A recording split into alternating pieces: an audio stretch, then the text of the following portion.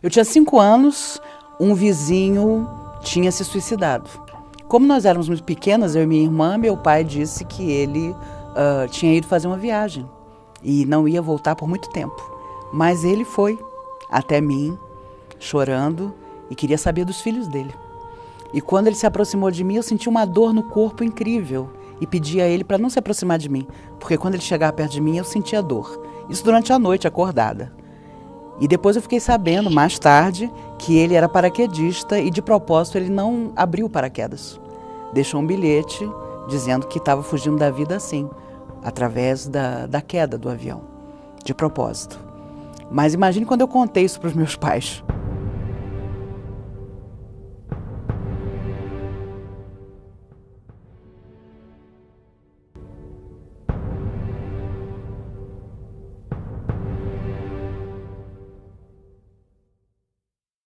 Meu nome é Maíse Braga, de Oliveira Borges, eu tenho 52 anos e sou dona de casa. Sou Sandra Ventura, tenho 39 anos, nasci em Brasília, sou casada, mãe de 2 filhos, servidora pública federal e psicóloga. Hoje eu sou assessor no Superior Tribunal de Justiça, sou concursado e também sou assessor de um ministro lá. Sou servidor público, atuo na área de gestão documental. É uma área em que eu tenho mestrado em Ciência da Informação também pela Universidade de Brasília. Desde o surgimento da escrita era possível encontrar relatos de pessoas que diziam se comunicar com os mortos. O termo mediunidade vem do século XIX, uma expressão citada pela primeira vez por Allan Kardec. O pedagogo francês que organizou as bases do espiritismo acreditava que médium seria qualquer pessoa capaz de registrar as ideias dos espíritos. Desde que o homem existe, existe o fenômeno mediúnico. As pitonisas, que eram conhecidas médiums, o oráculo de Delfos, o templo de Delfos, você tinha ali uma verdadeira médiums fazendo revelações. Que a humanidade quer ignorar. Hoje você não consegue encontrar uma pessoa que não tem um caso de família para contar. Nossa, meu avô via, eu via quando era pequena, aconteceu isso na minha família. Todo mundo tem milhares de histórias. A própria vinda de Jesus é uma fenomenologia extraordinária. A Bíblia é um livro mediúnico. O livro é mesmo um instrumento de cultura extraordinário e que é, vamos dizer, um instrumento que está entre este mundo e o outro mundo. É tão importante que o primeiro livro que veio para a humanidade, vamos dizer, é um livro do mundo espiritual, um livro de pedra, que foi os 10 Mandamentos. Psicografia de Moisés. E até a própria proibição de Moisés, quando se coloca a questão de que era proibida a comunicabilidade, a manifestação dos espíritos com os chamados vivos, ora, se proibiu porque existia. E se proibiu porque havia abuso, como ainda hoje existe abuso pela ignorância, pela má-fé. Allan Kardec acreditava que todos que sentem em qualquer grau a presença dos espíritos, por si só, seria um médium. Todo mundo tem intuição num grau ou no outro, não é? Nós temos a intuição. Quem já não teve assim um pressentimento, uma ideia externa no qual não estava pensando, e aquilo acaba acontecendo de certa forma? É justamente aquele indivíduo que serve de intermediário ao mundo carnal e ao mundo espiritual. Ser médium, eu acho que é ser ponte de contato entre o mundo fora da matéria e o mundo da matéria. Alguns estudiosos do assunto acreditam que os fenômenos mediúnicos podem ter uma incidência maior durante a infância. Seria uma fase mais propícia para registrar o mundo dos espíritos, já que a criança ainda estaria em fase de adaptação de uma possível vinda do mundo espiritual. Todas as vezes que eu conversava com essas pessoas estranhas, passava então como uma imaginação infantil muito fértil. Quando eu falei para meu pai que o seu fulano estava ali pedindo ajuda, que ele estava todo machucado, meu pai estranhou, porque era um amigo de Minas que ele não tinha contato.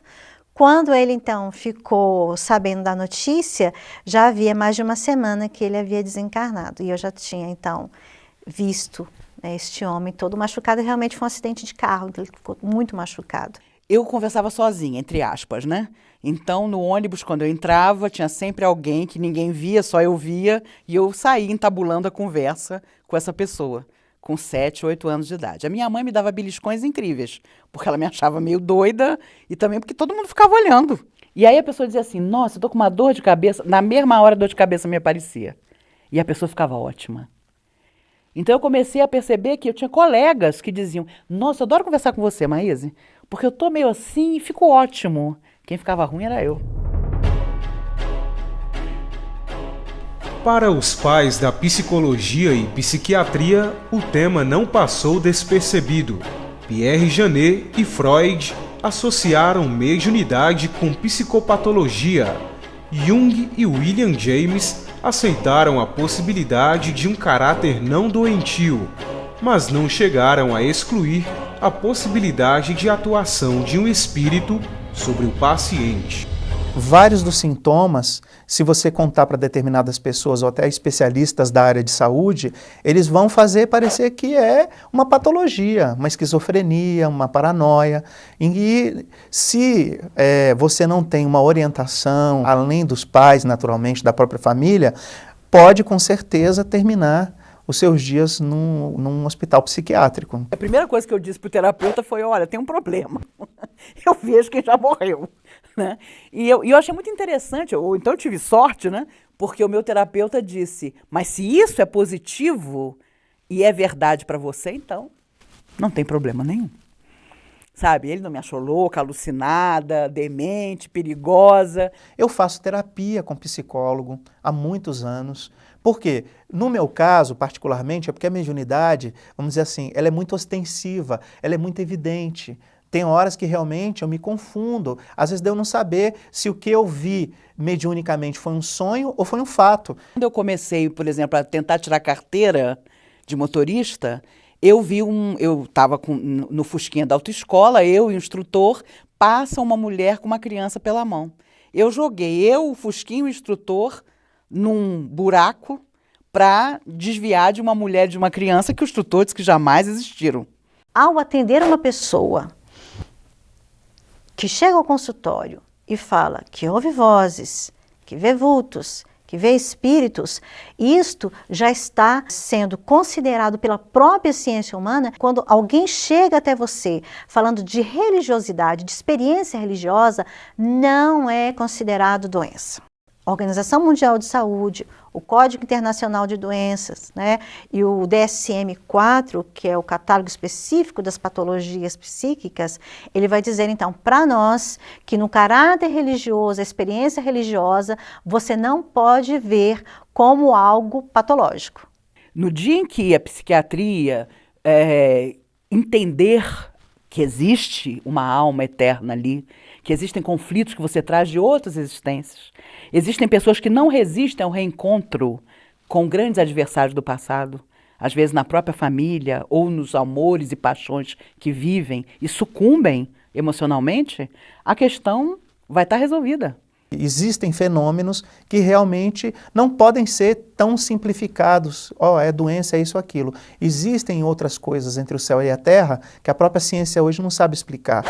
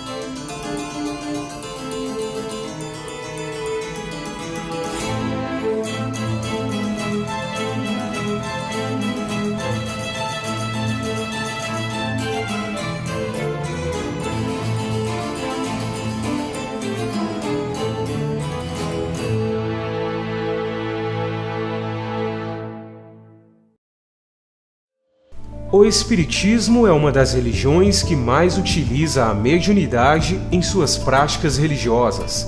O Brasil é o maior em seguidores dessa religião, totalizando cerca de 20 milhões de pessoas entre adeptos e simpatizantes. São mais de 13 mil instituições espíritas no país.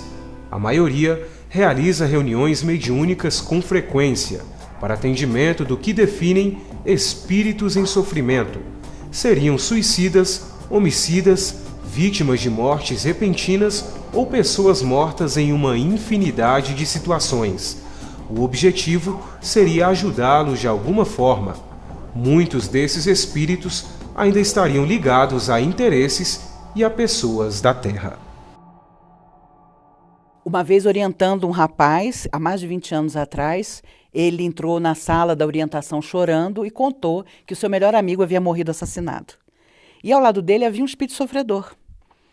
E, para minha surpresa, eu estava dentro de uma casa espírita, orientando a pessoa, ouvindo-a, e o rapaz chorava muito, dizendo que o pai tinha muito dinheiro e que havia conseguido evitar que nos jornais houvesse o comentário do assassinato, porque os dois moravam juntos.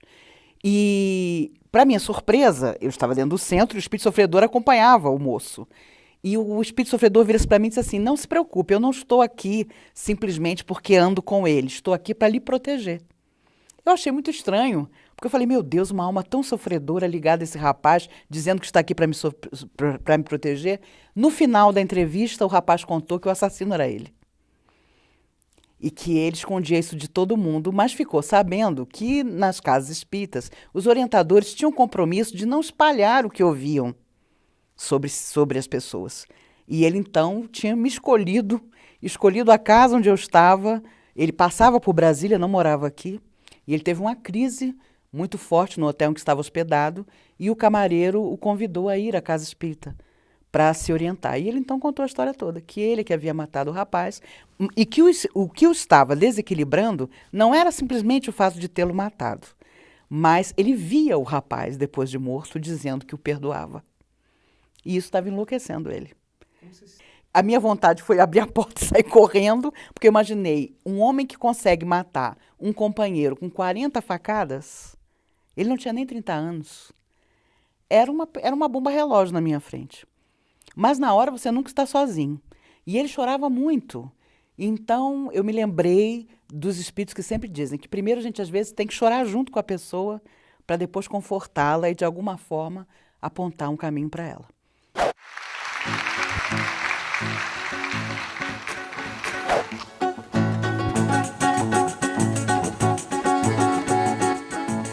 Por entre estrelas, encantando pelo céu, improvisando este meu samba, eu sou Noel. Porém, se o samba não está ainda fiel, é que faz tempo que deixei Vila Isabel.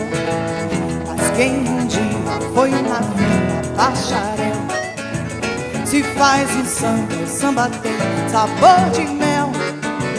E nesse samba vou botar até frações de substâncias pra nutrir os corações. A substância de que falo é a verdade. Quem foi que disse que não há imortalidade? Meu samba prova inclusive aos ateus. Sou Noel Rosa e passo bem, graças a Deus. O médium, normalmente, ele tem muita empatia. Ele se identifica muito com o meio ambiente, com as pessoas que estão perto dele. Quanto mais sintonia, mais afinidade ele tem, mais ele tem conexão com as pessoas, com o ambiente à volta. Então, hoje, com base nisso, eu procuro selecionar os ambientes que eu frequento. Nunca foi uma boate, porque os espíritos que eu via na porta já me desencorajavam. Então, não é assim uma coisa, né, que me faça falta, nunca fez. Mas, quando eu digo que nunca entrei numa boate, as pessoas ficam, meu Deus, você não viveu? Eu digo, não, vivi. Mas se você visse as entidades sofredoras que ficam à porta das casas noturnas, não porque sejam casas noturnas, mas porque muita gente que vai lá frequenta em busca de outras coisas. Do vício, das aventuras menos dignas, do desrespeito ao outro, sabe? Então, quem já viu um espírito, por exemplo, ligado às questões de sexo desvirtuado, não esquece. Não é mole, não. Nós temos também, assim, às vezes, a a condição de verificar determinadas doenças nas pessoas. Não é algo que eu controle, vem de forma espontânea. Por exemplo, eu estou conversando com alguém e de repente a pessoa fica meio translúcida, como se tivesse eu vendo o interior da pessoa, os órgãos batendo, funcionando, as vísceras, tudo, e determinado órgão fica mais claro para mim, o fígado, o coração, o intestino, a cabeça, e aí vem aquela voz assim, ó, fulano está com problema em tal área. E a partir disso, eu verifico que essas informações vêm de lá para cá. Se está aparecendo para mim que a pessoa tem uma doença, não fui eu que descobri a doença. Algum espírito tem interesse, espírito naturalmente é protetor, né? Ele tem interesse que eu mostre para a pessoa que ela tem tal doença. Para quê? Para que ela se cuide. A mediunidade é algo espontâneo, é natural. Ela vem sem você necessariamente pedir, ou você ficar, por exemplo, desenvolvendo algumas técnicas. E há também uma noção errada que as pessoas têm de que você está o tempo todo mediunizado, sintonizado, que os espíritos se intrometem na sua vida, que você vê e escuta o tempo todo, o que não é verdade. Porque ninguém suportaria uma vida assim. Isso não é sempre, não é quando eu quero. É quando os espíritos superiores permitem. O bonito da mediunidade é que os fenômenos que ocorrem, até os que comprovam a existência do plano espiritual, são sempre espontâneos. Nós somos pessoas comuns, todos nós. Sejamos médiuns ou não, todos somos comuns, pessoas normais. O médium, ele vive na sociedade. É uma pessoa que tem a sua função no emprego, né? Seja empregado numa empresa privada, no serviço público. É algo que não tira a nossa condição de pessoas que vivem em sociedade. Eu saio para dançar, eu adoro festa, eu saio com a minha família. Evidentemente que como eu sou mais sensível aos ambientes, eu escolho os ambientes onde eu vou frequentar. Não adianta dizer, nossa, fulano é um médium impressionante. Mas se for um médium equivocado, uma pessoa que na sua vida pessoal não seja correta, digno, nobre, ele vai ter gravíssimos problemas. Porque aí ele tem uma força que ele não está administrando. Aí espíritos zombeteiros, sofredores, com outros interesses, vão administrar essa força no lugar dele. E aí surgem as perturbações e até a loucura. A necessidade do exemplo, da mediunidade que não admite presentes, não admite dinheiro. E outra, a tendência de ser algo forjado, por exemplo, até às vezes uma mistificação que venha de um espírito enganador, é muito grande quando você começa a cobrar. Porque aquela faculdade é gratuita, você começa a cobrar por aquilo, evidentemente você não vai ter por detrás, os espíritos são bondosos. A mediunidade, nesse caso, ela deve ser sempre vista para o coletivo e nunca para oferir vantagens próprias, vantagens íntimas. Aquilo que você não conhece trabalha contra você, seja que força for. Então é importante conhecer, saber que aquilo não é uma loucura, de que aquilo não é uma imaginação, mas sim uma força que pode beneficiar você e vai beneficiar a muitos, não simplesmente a você. Em geral, inclusive, a mediunidade nunca beneficia o seu próprio portador. Ela é manancial de luz para os outros. Por que veio, por exemplo, comigo? Por que eu tenho essa faculdade? Por uma necessidade de evolução, eu não tenho a menor dúvida. É mostrar que a vida prossegue, que o amor não morre, que o amor prossegue sempre. E os espíritos estão aqui para nos mostrar justamente isso. A mediunidade vem como um recurso terapêutico para nós mesmos médiuns, primeiramente para nós, como uma necessidade de corrigenda, de melhoria, de aperfeiçoamento. Dona Ivone do Amaral Pereira, que foi uma médium extraordinária no Brasil, tem uma frase que resume assim: Deus dá a mediunidade para grandes criminosos do passado, para que eles, de alguma forma, possam se modificar e ajudar a muitos, porque com a mediunidade você tem capacidade de ajudar a muitas pessoas. Muitos médiuns descrevem experiências com guias espirituais. Seria uma espécie de anjo guardião. Todos nós teríamos um. A diferença é que para alguns médiuns, o contato com seus guias seria tão natural como conversar com um amigo. Entendo ele como um guia espiritual, até um mentor muito próximo. E eu fiquei uma vez curioso, querendo saber quem ele era, como ele era. Sabe o que aconteceu? Eu fiquei durante 60 dias, só depois que eu fui contar esse período. 60 dias sem ter sequer uma percepção desse espírito. Nenhuma percepção. Não o sentia, não o percebia, não tinha nenhuma intuição acerca dele. Depois de passar desse tempo, que aí eu fui calcular exatamente quando ele deu a primeira manifestação depois desse interregno, ele me surge assim, ele falou: eu não quero que você me veja, e quem eu sou, isso é o que menos importa. E isso tudo que você recebeu foi uma lição, para que a sua curiosidade diminua e o seu serviço aumente. Certa vez eu estava muito abatida. Foi quando eu recebi um diagnóstico de uma doença que provavelmente consumiria os meus dias e a minha saúde estava definhando. E eu estava muito abatida, estava chorando, estava no carro e fui passando pela rua, olhando as pessoas ali na W3 Sul e coincidentemente ali tem muitos mendigos. E eu fiquei pensando assim, como seria estar no lugar daquelas pessoas, já que eu estava me achando tão sofredora. Eu estava com muita alta piedade, porque realmente era uma doença, um diagnóstico muito pesado. Eu estava com suspeita de esclerose múltipla e saí muito abatida do consultório.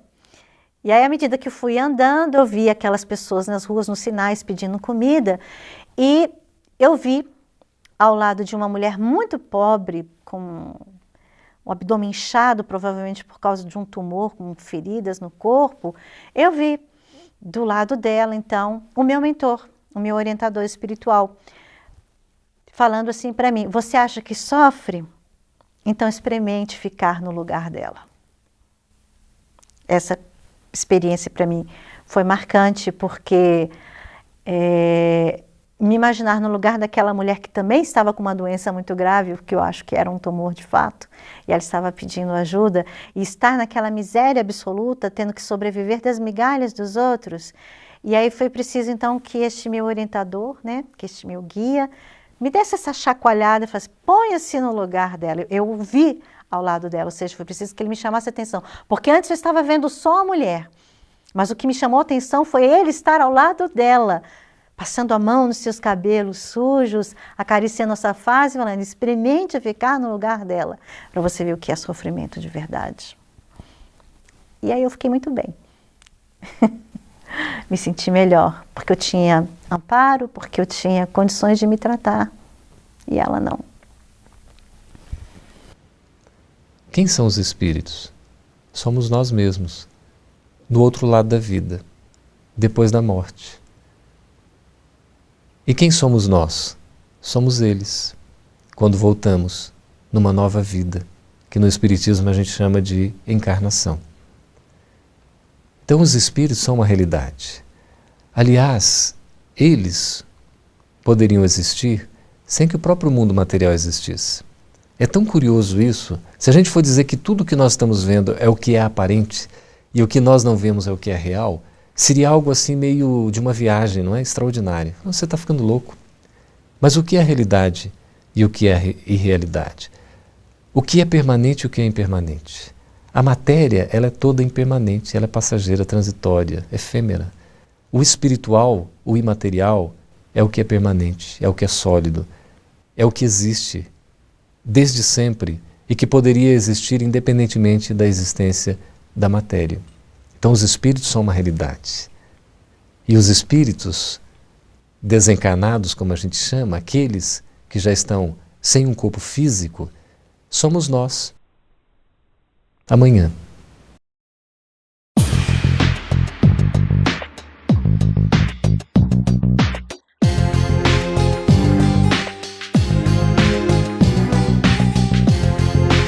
Eu fiquei muito em dúvida se eu vim ou não participar desse programa, porque eu nunca quis me expor. Eu sempre busquei me reservar muito. Mas eu meditei muito, pedi até orientação para os mentores, e um espírito que aparece muito para mim, que eu sou muito ligado a ele, é o Frederico Júnior. No final do século retrasado, final do século XIX, início do século XX, ele atuou muito com o Dr. Bezerra de Menezes. E o Frederico Júnior falou que não poderia resolver para mim, mas que eu pensasse que talvez a minha experiência, as minhas dores, as minhas dificuldades pudessem ser úteis para outras pessoas que passam por situações semelhantes. Eu tive a feliz surpresa de vocês iniciarem o trabalho com uma prece. E quando você começou a fazer a prece, almas amigas se aproximaram, amigas de vocês, né? Se apresentando responsáveis pelo trabalho que vocês realizavam. Cada um deles trazia uma espécie de prancheta transparente, em que havia ali o trabalho de cada um, o trabalho de cada ser ali presente, né? Cada um deles ligado a um de vocês, com a minuta do que deveria ser realizado, né, naquele processo. Então, a seriedade do trabalho que é feito também se reflete no mundo espiritual.